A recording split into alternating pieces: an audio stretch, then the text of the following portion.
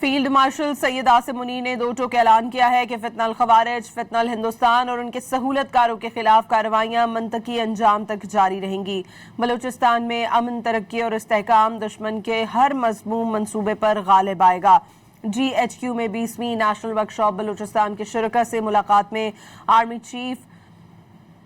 Field marshal Syed Asim Munir نے کہا کہ سیکیورٹی فورسز، قانون نافذ کرنے والے اداروں اور عوام کی مشترکہ کوششوں سے بلوچستان میں پائیدار امن یقینی بنایا جائے گا۔ فیلڈ مارشل نے واضح کیا کہ فتنہ الخوارج اور فتنہ الہندوستان کے خلاف ہدفی کارروائیاں پوری قوت سے جاری رہیں گی اور دہشت گردوں سمیت ان کے سہولت کاروں کے مکمل خاتمے تک آپریشنز نہیں رکیں گے۔ انہوں نے کہا کہ پاکستان کے لیے خطرہ بننے والے ہر دہشت گرد نیٹ ورک کا خاتمہ کیا جائے گا، جبکہ بیرونی سرپرستی میں سرگرم پراکسی عناصر بلوچستان میں بدامنی پھیلانے کی کوشش کر رہے ہیں، جن کے عزائم قوم کے اتحاد اور مسلح افواج کی ثابت قدمی سے ناکام بنائے جائیں گے۔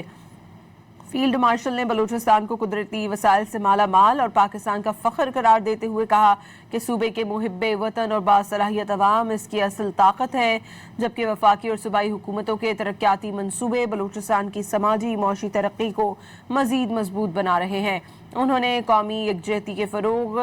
سول سوسائٹی، جامعات، میڈیا اور نوجوانوں کے کردار کو بھی سراہا۔